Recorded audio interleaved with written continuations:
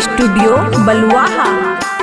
अकेले रहै छिया गौरा पर्वत कोना में, अकेले रहै छिया गौरा पर्वत कोना में। मटेसर चलो अबू महादेव, मटेसर चलो अबू महादेव सावन के महीना में।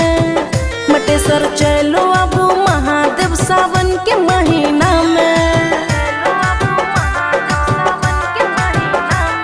अकेले रहै छिया गौरा पर्वत कोना में, अकेले रहै छिया गौरा पर्वत कोना में। मटेसर चलो अबू महादेव, मटेसर चलो अबू महादेव सावन के महीना में।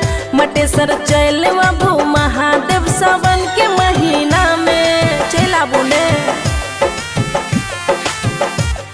अकेले रहै छिया गौरा पर्वत कोना में, चलो अबू महादेव सावन के महीना में।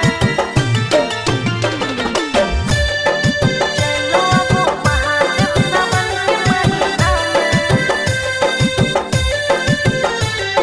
कैलाशपति एल छी मन नहीं लगैया, मंदिर को याद गौरा बारा सतबैया।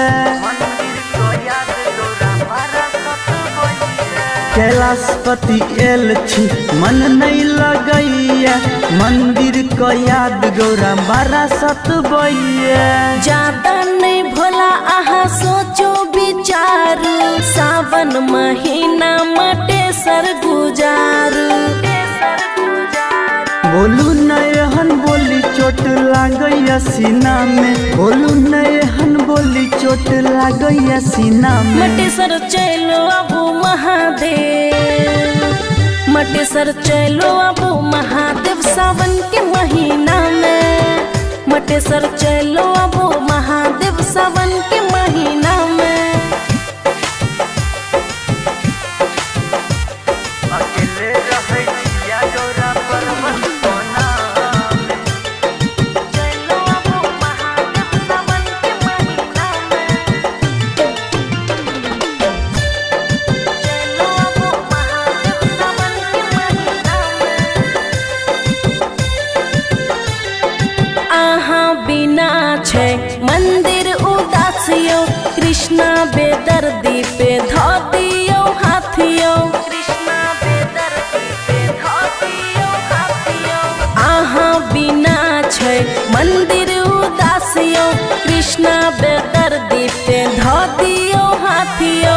बुझते छियै गौरा किछे मजबूरी, उहे बना देलकै मंदिर सदूरी। कृष्णा बेदर्दी के देखा दियो सपना में, खुशी यादव के देखा दियो सपना में। मटेसर चलो अबू महादेव, मटेसर चलो अबू महादेव सावन के महीना में। अकेले रहै छिया गौरा पर्वत कोना में। खुशी रिकॉर्डिंग स्टूडियो बलुआहा।